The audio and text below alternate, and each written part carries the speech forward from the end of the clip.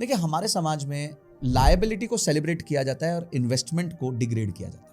आप घर ले लो, आपकी क्षमता नहीं थी, आपने घर ले लिया, लोग आके ताली, अरे क्या काम किया बेटा, मजा आ गया। तुम सारा स्ट्रगल मार रहे हो, 1 लाख रुपए की तुम्हारी तनख्वाह है और 70,000 60,000 तुम EMI दे रहे हो, वो दे रहे हो, मेंटेनेंस दे रहे हो, तो लोग ताली बजा रहे हैं किस चीज के लिए? कि तुम उधार में आ गए हो।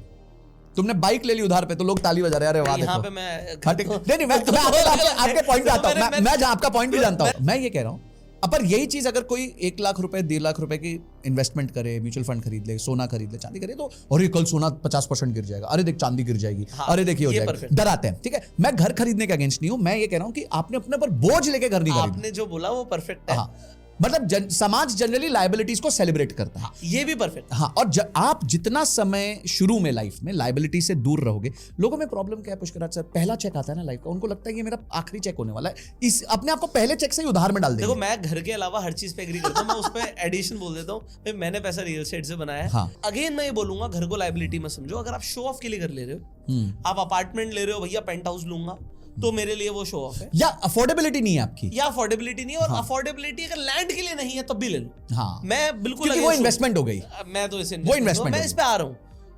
आपने एक घर लिया लैंड के साथ, 1 करोड़ का था और 50 लाख का लोन लेना पड़ गया, 50 लाख का लोन लेना पड़ गया। और जब लिया तो वो 50 लाख रुपए की डाउन पेमेंट जब जहां से लाए थे उसकी क्षमता नहीं थी। आपने बीवी के जेवर भी बेचे उस टाइम पर। आपने कहा कि कैसे भी करके यार इसे खरीदना है, इधर उधर से सारी अपनी इन्वेस्टमेंट बेच के भी ले लिया। मैं उस पर दोबारा आ रहा हूँ, बट आपने एक बहुत बड़ी इन्वेस्टमेंट कर दी आपके अकॉर्डिंग। किसी के लिए वो 10 करोड़ का घर भी हो सकता है, 100 करोड़ का भी हो सकता है, वो एक घर मतलब लैंड की बात करूँ। तो अब हुआ कि जब आपने ले लिया तो आपने अपनी औकात से थोड़ा सा बाहर काम जरूर किया, बट एक एसेट के लिए किया। मेरे लिए वो एसेट है, मैं रॉबर्ट कियोसाकी को इस बात के लिए नहीं मानता। सो जब आपने वो ले लिया, और मैं अपार्टमेंट को माचिस का डब्बा समझता हूँ, तो वो मेरी अपनी साइकोलॉजी है, लिया, और अगर वो 2 साल में 3 साल में 1.5 करोड़ हो गया, तो आपका जो 50 लाख का आपने लोन लिया था वो तो फ्री हो गया ना? फ्री हो, वो फ्री हो गया। हाँ। वो इसलिए लायबिलिटी नहीं है, इसलिए घर लायबिलिटी नहीं है। क्योंकि आज मान लीजिए अभी जिस बिल्डिंग में हम बैठे, इस बिल्डिंग पे मैंने लोन लिया, मैंने भी लोन लिया इस बिल्डिंग को लेने के लिए। एकदम से मेरे में भी क्षमता नहीं थी, मैंने लोन लिया, बट जब मैंने लोन लिया और जितने टाइम ड्यूरेशन के अंदर काम किया, आज मुझे इस बिल्डिंग का वो ऑफर आ गया कि मैं लोन भी चुका दूंगा और प्रॉफिट भी आ जाएगा, और उसमें ज्यादा टाइम भी नहीं हुआ। सो पॉइंट क्या होता है कि कुछ चीजें लाइफ में आपको एक पुश देती हैं, जिसमें एक घर बहुत जरूरी चीज है। हमारी पॉपुलेशन इस हिसाब से बढ़ रही है कि घर नहीं बचेंगे, और घर शहरों में नहीं बचेंगे। ऐसा नहीं आप खेत लेने जाओ तो राजस्थान में आप एकड़ों में खरीद लो, वो एक अलग बात है, और मुंबई में घर है भी नहीं। सो जहां पर लोग रह रहे हैं, जहां पर ट्रैफिक लगता है, वहां पर अगर आप लैंड खरीदोगे, it is not a bad investment.